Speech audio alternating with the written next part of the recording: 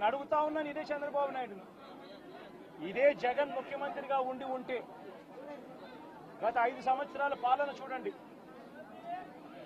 ప్రతి క్వార్టరు ఆ 3 నెలలు అయిపోయిన వెంటనే విద్యా దీవెన మరుసటి క్వార్టర్లో వచ్చేది. ఈరోజు జనవరి, ఫిబ్రవరి, మార్చి క్వార్టర్ విద్యా దీవెన పోయింది. ఏప్రిల్, మే, జూన్, ఇప్పుడు మళ్ళీ జూలైలో ఉన్నాం. 2 క్వార్టర్లు విద్యా దీవెన అనేది బకాయిలు. జగనే ఉండింటే విద్యా దీవెన అన్నది ప్రతి 3 నెలలకు ఒకసారి, 3 నెలలు అయిపోయిన వెంటనే జగన్ ఇచ్చేవాడు.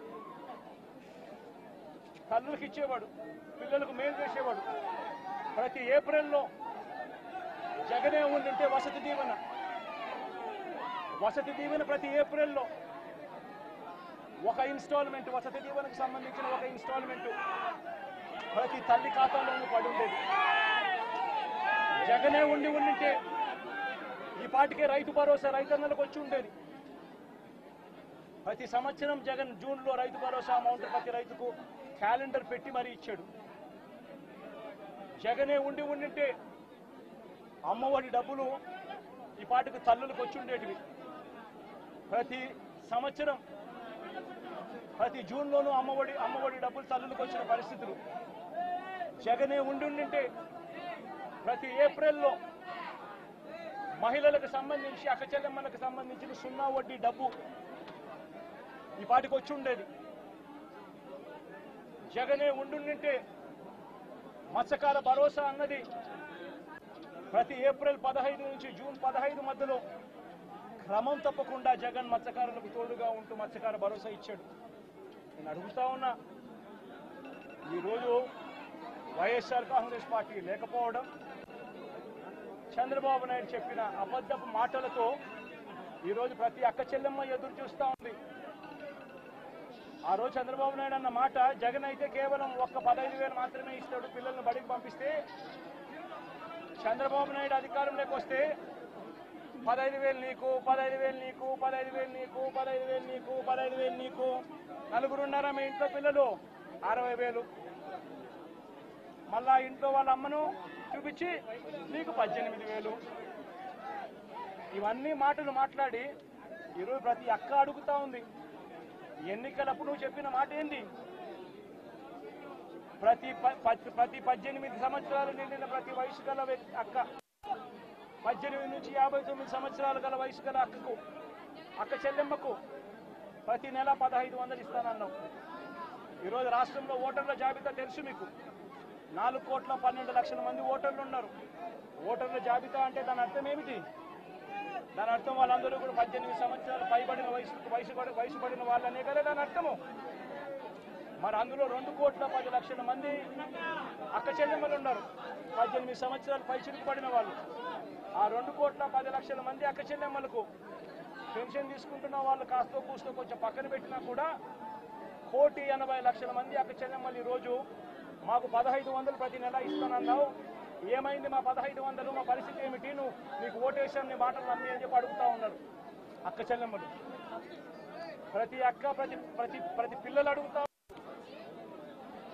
జగన్మామ ఉన్నప్పుడు క్రమం తప్పకుండా జగన్మామ 15,000 మా అమ్మకి ఇచ్చేవాడు అమ్మఒడి కింద. నువ్వు తల్లికి వందనం అన్నావు, మా ఇంట్లో 9 పిల్లలు ఉన్నారు, 60,000 మా ఇంటికి ఇస్తానన్నావు, ఎప్పుడు ఇస్తావు, ఎందుకు ఇవ్వడం లేదు అని చెప్పి అడుగుతా ఉన్నారు. పిల్లలు అడుగుతా ఉన్నారు, తల్లులు అడుగుతా ఉన్నారు, ప్రతి రైతు అడుగుతా ఉన్నాడు. వ్యవసాయం మొదలైపోయింది, వేగంగా నీకు వ్యవసాయం పనులు జరుగుతూ ఉన్నాయి. రైతు భరోసా సొమ్ము జగన్ ఉంటే వచ్చేది. నువ్వు 20,000 రూపాయలు ఇస్తానన్నావు రైతు భరోసా కింద. పెట్టుబడి సహాయం కింద 50 లక్షల మంది రైతన్నలు ఇవాళ అడుగుతా ఉన్నారు, మా పెట్టుబడి సాయం కింద 20,000 ఇస్తానన్నావు, ఏమైందా డబ్బు అని చెప్పి రైతన్నలు ఎదురు చూస్తూ అడుగుతా ఉన్నారు. ఈరోజు అక్క చెల్లెమ్మలు, పొదుపు సంఘాల్లో ఉన్న అక్క చెల్లెమ్మలు అడుగుతా ఉన్నారు. ఏప్రిల్లో పొదుపు సంఘాలకు 0 వడ్డీకి సంబంధించిన 0 వడ్డీ డబ్బులు కట్టాలి. మరి ఎందుకు 0 వడ్డీ డబ్బులు మాకు ఎందుకు కట్టడం లేదు అని అక్క చెల్లెమ్మలు అడుగుతా ఉన్నారు. చదువుకుంటున్న పిల్లలు అడుగుతా ఉన్నారు, ఆ అక్క చెల్లెమ్మలు అడుగుతా ఉన్నారు. ఆ పిల్లలు చదివిస్తా ఉన్న అక్క చెల్లెమ్మలు, మా పిల్లలు చదువులు పోతా ఉన్నారు, కాలేజీలు అడుగుతా ఉన్నాయి ఫీజులు కట్టమని చెప్పి, సర్టిఫికెట్లు ఇవ్వమంటున్నాయి, సర్టిఫికెట్లు ఇవ్వమని చెప్పి కాలేజీలు అంటా ఉన్నాయి. 2 క్వార్టర్లు 2 త్రైమాసికాలకు సంబంధించి విద్యా దీవెన ఇవ్వడం లేదు, ఎందుకు ఇవ్వలేదు అని, వసతి దీవెన ఎందుకు ఇవ్వడం లేదు అని చెప్పి తల్లులు అడుగుతా ఉన్నారు, మత్స్యకారులు అడుగుతా ఉన్నారు. మత్స్యకార భరోసా ఏమిటి అని చెప్పి ఇవన్నిటి నుంచి కూడా చంద్రబాబు నాయుడు ప్రజలను దారి తప్పించేందుకు, ప్రజలెవరూ కూడా ప్రశ్నించే పరిస్థితి రాకూడదు అనే ఉద్దేశంతో ప్రజల్లో భయాందోళన క్రియేట్ చేసే కార్యక్రమంలో భాగంగా ఈ మాదిరిగా దాడులు చేస్తూ, ఈ మాదిరిగా అన్యాయాలు చేస్తూ, ఈ మాదిరిగా తాను దిగజారిన రాజకీయాలు చేస్తూ ఉన్నాడు. ఇది నేను ఒకటి హెచ్చరిస్తా ఉన్నా, ఖచ్చితంగా వీటి మీద ప్రొటెస్ట్ జరుగుతుంది. అసెంబ్లీ రోజున, గవర్నర్ ప్రసంగం రోజున ఉభయ సభలను ఉద్దేశించి గవర్నర్ మాట్లాడే ప్రసంగంలో గవర్నర్ను ఖచ్చితంగా నిలదీస్తూ, గవర్నర్ ప్రసంగాన్ని అడ్డు తగులుతూ గవర్నర్ను ఖచ్చితంగా నిలదీస్తూ వైఎస్ఆర్సీపీ గలం విప్పుతుంది. దాని తర్వాత ఖచ్చితంగా మళ్ళీ మంగళవారము వైఎస్ఆర్సీపీకి సంబంధించిన ఎమ్మెల్సీలు, ఎమ్మెల్యేలు, ఎంపీలు, రాజ్యసభ సభ్యులు, లోక్సభ సభ్యులు అందరూ కూడా ఢిల్లీకి వెళ్తారు. వెళ్ళి బుధవారము ఢిల్లీలో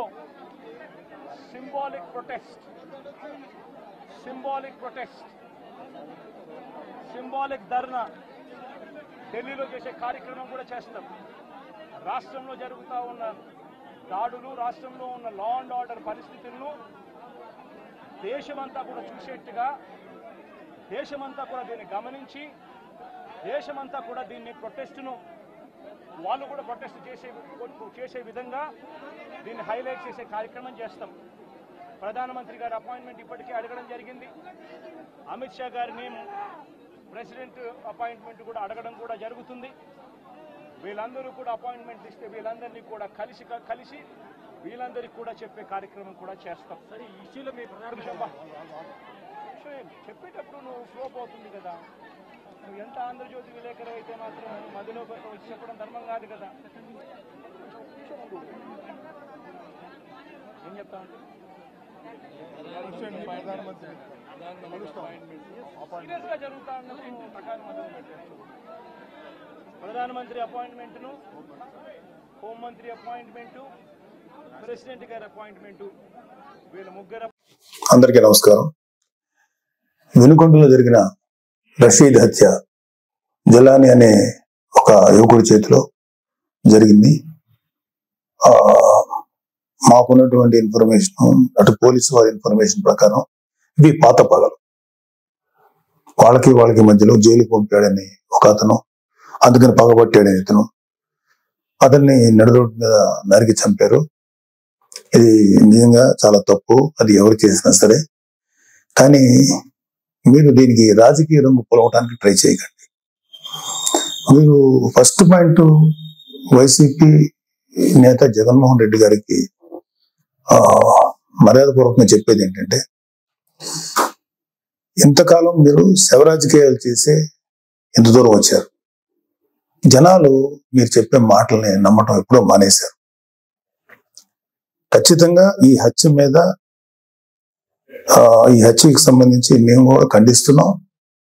ఖచ్చితంగా ఎలాంటి వ్యక్తులైనా సరే, ఈ వెనకాల ఉన్న వాళ్ళు ఎవరినైనా సరే పట్టుకొని కోర్టుకు తీసుకెళ్లి శిక్షించాలని మేము కోరుకుంటున్నాం. అయితే ఇంకొక విషయం ఏంటంటే, గంజాయి ఇన్ఫ్లుయెన్స్ తో కూడా ఉండుంటది ఎవడైతే చంపాడు అని కూడా బయట ఉంది. సో ఇలాంటివన్నీ రకరకాల వెర్షన్స్ వస్తున్నాయి. సో మీరు అర్జెంటుగా వినుకొండ వచ్చి ఆ చనిపోయిన కుర్రవాడికి ఒక పార్టీ నాయకుడుగా మీ సానుభూతి తెలపటం అనేది మాకు ఎటువంటి అబ్జెక్షన్ లేదు, మంచిది కూడా తెలుపటం. కాకపోతే మీరు దాన్ని రాజకీయ రంగు పోలిమి ఇంకా గట్టిగా నెల 10 రోజులు కూడా కాకుండానే, ప్రభుత్వం ఏర్పాటు అవ్వకుండానే మీరు రకరకాల విమర్శలు చేసి అక్కడికి వెళ్ళి జగనన్న పథకాలు, జగన్ మామ, ఇంకా ఎంతకాలం మీరు ఇలాంటి మాటలు మాట్లాడతారు? అధికారం ఉన్నప్పుడు నటించారు, అధికారం పోయినప్పుడు నటిస్తున్నారు. నటనల మీద పరిపాలన సాగదు. ఈ విషయం ఇప్పటికే మీకు అర్థమై ఉండాలి, మీ వైసీపీ నాయకులు కూడా అర్థమై ఉండాలి. ఎంతకాలం ఇంకా నటిస్తారు మీరు? ఓపెన్గా ఉండండి. 2019లో మీకు అద్భుతమైనటువంటి తీర్పు ఇచ్చారు ప్రజలు మీకోసం. దాన్ని మీరు అత్యంత దారుణంగా, దుర్మార్గంగా ఉపయోగించుకొని ప్రజల నెత్తి మీద కాలు పెట్టి తొక్కారు. ప్రజల్ని హింసించి వదిలేరు మీరు. మీ పరిపాలనలో సామాన్యులు సైతం భయపడ్డాడు. సామాన్యులు సైతం భయపడ్డారు. ప్రజల కోసం నిలబడిన కొంతమంది నాయకులు, కొంతమంది కార్యకర్తలు తప్ప ప్రతి ఒక్కరు భయపడ్డారు. ప్రతి వాళ్ళు భయపడ్డారు. మీరు ఇప్పుడు వచ్చేసేసి ఏదో అన్యాయం జరిగిపోయింది, డెఫినెట్ గా ఇది తప్పే, దీన్ని నేను ఖండిస్తున్నాం. కానీ దీనికి రాజకీయ రంగు భూమి, ఈ శవ రాజకీయాలు చేయకండి. కూటమి ప్రభుత్వం పరిపాలనా పరంగా ఏదన్నా ఉంటే విమర్శించండి. ఇంకా నెల కూడా కాకపోయినా సరే అది చేయలేదు ఇది చేయలేదు అన్నారు. ఓకే, అది ఎలా చేయాలో మాకు తెలుసు. కూటమి ప్రభుత్వానికి చేసి చూపిస్తాం. మీకన్నా అద్భుతమైన పరిపాలన ప్రజలకు వస్తుంది. మీరు అద్భుతమైన పరిపాలన మీరు చెప్పుకున్నారు. అంతకన్నా దుర్మార్గ పరిపాలన భారతదేశ రాజకీయ చరిత్రలో ఏ రాష్ట్రం జరగల, ఓన్లీ ఆంధ్రప్రదేశ్లో జరిగింది. అలాంటి దుర్మార్గమైన పరిపాలన మీరు అందించారు. అంటే కొన్ని కోట్ల రూపాయలు, వేల కోట్లు, లక్షల కోట్ల రూపాయలు ప్రభుత్వానికి, ఖజానాకి గండి కొట్టి, నెక్స్ట్ అసలు అంటే ప్రభుత్వాన్ని సర్వనాశనం చేసి, ఒక గవర్నెన్స్ ఏ విధంగా కొనసాగనివ్వకుండా నాశనం చేసి, మీ పరిపాలనలో లక్షల కోట్ల అవినీతి జరిగితే దాని గురించి మీరు ఎప్పుడు మాట్లాడలేదు. అంటే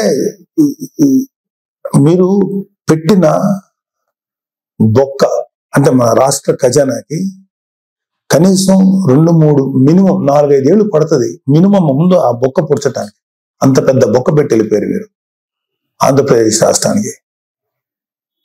అర్జెంటుగా అది చేయలేదు ఇది చేయలేదు, నెల రోజులు కూడా కాలేదు స్వామి.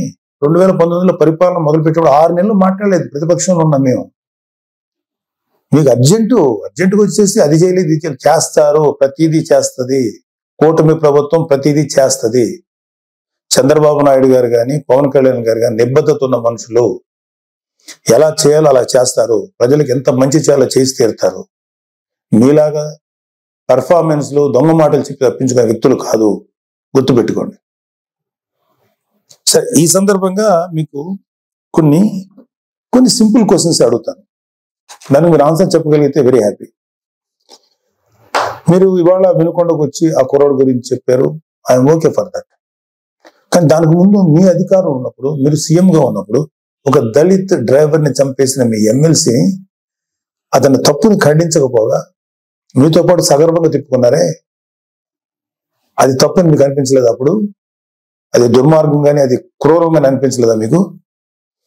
డాక్టర్ సుధాకర్ అనే ఒక ఆయన్ని ఉద్యోగం ఊడబెరికి పిచ్చోడు చేసి రోడ్ల మీద చొక్కా కూడా లేకుండా పోలీసులతో తన్నించి, మీ యొక్క పోలీసులు తన్నించి ఆఖరికి అతను చచ్చిపోయేలా చేశారే, అప్పుడు మీకు ఎటువంటి కామెంట్ చేయాలనిపించలేదా?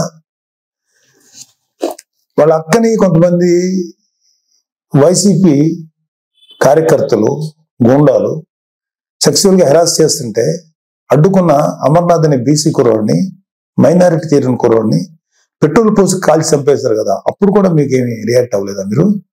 అప్పుడు కూడా కనీసం మాట మాట్లాడలేకపోయారా మీరు?